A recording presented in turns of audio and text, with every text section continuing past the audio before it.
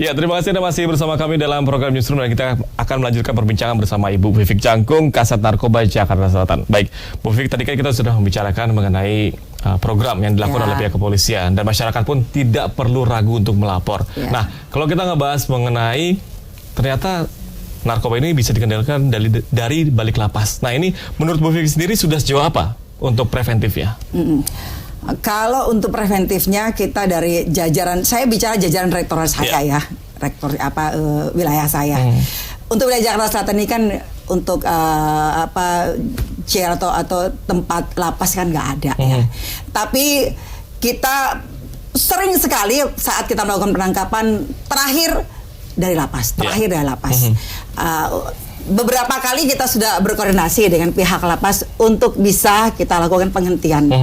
Pernah kita lakukan itu dan kita minta untuk lakukan kegiatan operasi untuk pembersihan. Baik. Nah, memang saya tidak pungkiri situasi dan kewenangan lapas sendiri kita tidak bisa dalam arti adalah kewenangan tertentu lah yang tidak bisa kita lewat dari itu. Dalam arti harus koordinasi dengan baik begitu. Nah, tapi komunikasi dengan Kalapas ataupun pihak terkait sudah dilakukan sejauh ini? Kita pernah berkoordinasi dengan baik, pernah. Baik. Bisa berjalan sih. Bisa berjalan dengan baik. Berarti bisa dikatakan koordinasi dengan pihak lapas pun sudah dilakukan, tapi sejauh ini pun tidak bisa dipungkiri seperti Bu bilang masih saja terjadi. Nah, kalau misalkan kita bicara secara nasional, skala nasional dari kementerian pun sudah, Bapak Yasona Lauli pun sudah melakukan penindakan kepada beberapa lapas. Untuk di Jakarta Selatan sendiri, ada nggak sih Bu program untuk mengurangi angka-angka ataupun cara-cara mengurangi biar tidak terlibat Kalapas ini terlibat dalam tindakan narkoba ini? Sudah pasti, kita sudah sering untuk kalau kegiatan-kegiatan teritorial yang antara lapas dengan kami dan kejaksaan, kita saling berkoordinasi. Ada yang kita selalu sampaikan bahwa kita harus sering mawas pada lokasi-lokasi yang itu merupakan sarang terakhir. Kalau sudah masuk lapas, ya udah kita terhenti di situ gitu. Dan ini sudah kita lakukan untuk pencegahan dengan kita berkoordinasi dengan baiklah dengan lapas. Kan beberapa artis pun menggunakan narkoba dengan beberapa jenis ataupun berat yang berbeda. Apakah memang ini pasal dan hukum yang digunakan juga berbeda? Untuk jeratan pasalnya tetap kita pakai pasal yang sesuai dengan tindakan dia. Kalau dia sebagai pengguna ya kita harus kooperatif, memang dia sebagai pengguna gitu. Kalau dia sebagai pengedar terbukti dia memberikan kepada seseorang atau dia menjual kepada seseorang, ya kita harus gunakan pasal yang ada di undang-undang itu. Apalagi kalau misalnya dia melakukan lebih dari itu, ya harus sesuai lah dengan tindakan apa yang dia lakukan, tindakan kejahatan. Baik. Dan kalau bisa kita katakan di sini artis-artis pun masih terbilang muda. Nah, menurut Bu Vivik, apakah memang sosialisasi diperlukan dari mulai ataupun sejak dini? Oh pasti. Di Jakarta Selatan saya pernah menyampaikan ini kepada Sudin Pendidikan bahwa sudah mulai diberi pengenalan ekstrakurikuler ya. Pernah kita sampaikan itu. Kalau bisa diselingan dengan kegiatan-kegiatan ekstra seperti pramuka, kita bisa memberikan penyuluhan, pengenalan. Paling tidak dari anak-anak yang pemula ini bisa paham, oh dengan barang-barang seperti ini nggak boleh. Barang-barang kayak gini ini harus hati-hati. Kalau ini berbahaya, aku harus nyampaikan pada orang tua atau orang dewasa. Itu sudah saya sampaikan untuk kita bekerja sama dengan Sudin Pendidikan. Berarti memang sosialisasi diperlukan dari sejak dini gitu ya Bu ya. Nah, ini kalau kita beralih ke informasi ataupun BNN pun sendiri sebenarnya kalau untuk pengedar ataupun pengguna sebenarnya cukup untuk direhabilitasi.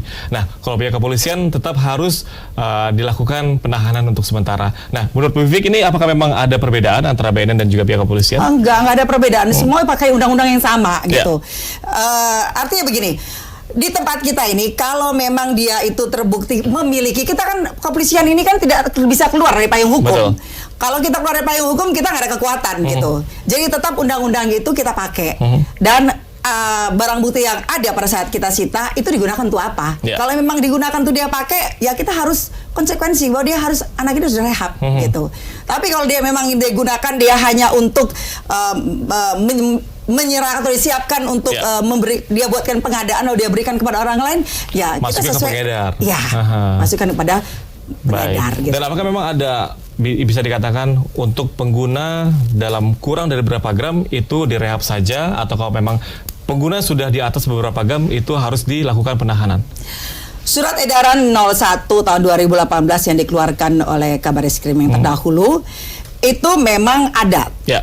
Aturan-aturan ya? itu ada batas-batas aturan itu. Tapi kita sebagai kewenangan penyidik, kita diberi kewenangan juga. Apakah dengan batasan-batasan barang bukti yang kita sita itu benar digunakan untuk penggunakah atau digunakan untuk hal lain? Bisa dibawa surat edaran itu, misalnya ganja di bawah 5 gram, tapi dia untuk ngedar, ya kita gunakan pengedar. Tapi kalau 5 gram dia gunakan untuk pengguna, ya dia gunakan pengguna. Bahkan bisa di atas rata-rata itu pun, katakanlah di atas 5 gram, kalau memang dia untuk menggunakan, ya kita harus konsekuensi. Tapi kalau memang di bawah 5 gram dia untuk menjual, ya harus dilakukan sesuai dengan dikatakan tindakannya. ketika dilakukan penahanan itu dalam fungsinya untuk penyidikan lebih lanjut, kurang lebih begitu ya. Baik. Betul. Nah, ini mungkin Bu Vivik juga tadi kita udah bahas mengenai anak-anak usia dini ini bisa dikatakan masih ataupun pasar paling utama. Kalau kita melihat range umur yang paling disasar itu umur berapa sebenarnya sih, Bu? Tidak kenal umur. Untuk kasus narkoba ini tidak kenal umur. Baik. Kita pernah menangani satu kasus yang anak-anak digunakan hanya sebagai sarana mengantar. Baik. Gitu. Jadi, sebagai kurir? Ya, sebagai kurir. Kita pernah menangani itu. Itu membuktikan bahwa dia tidak kenal umur. Selagi barang itu bisa dia antarkan atau bisa dia gunakan, bisa tersalur dengan baik dan berhasil, ya sudah. Baik. Orang tua pun dia pun bisa, orang tua renta pun biasa kan kita sering tahu kasus-kasus sampai disembunyikan dalam tubuh manusia. Jadi sama sekali dikatakan tidak kenal umur dan tidak kenal batas kemanusiaan gitu. Dan untuk kurir sendiri ini menarik karena bisa dikatakan ada beberapa kurir narkoba yang bisa dikatakan dia tidak mengetahui kalau misalkan dalam boxnya itulah narkoba. Nah, untuk hukumannya sendiri apakah memang sama atau berbeda? Itu harus bisa ada lagi kelanjutan penyidikan ya, kelanjutan penyidikan. Tapi memang bukan berarti dia hanya menjawab lalu kita katakan bahwa dia ini begini, enggak, harus ada kelanjutan penyidikan lebih dalam. Baik, dan sebenarnya modus yang digunakan ini oleh pihak kepolisian pun sudah sering ataupun sudah bisa dikatakan tidak ataupun modus baru. Nah, kira-kira ada nggak sih Bu modus yang memang sudah lama tapi terus saja dilakukan? Modus masalah narkoba ini mereka berubah-ubah. Pada saat modus itu diketahui sudah lazim, mereka akan rubah lagi. Baik. Ada lagi mereka rubah lagi dan bisa mereka putar yang zaman dahulu kala yang dulu kita lihat itu hal yang udah gak mungkin lagi. Tidak mungkin terjadi. Dia akan balik 1000 kali berputar-putar. Jadi berbagai cara lah untuk dia lakukan itu. Berarti segala cara dihalalkan kurang lebih gitu ya. Baik Bu Vivik, mungkin terakhir ini himbauan kepada masyarakat untuk bahaya narkoba.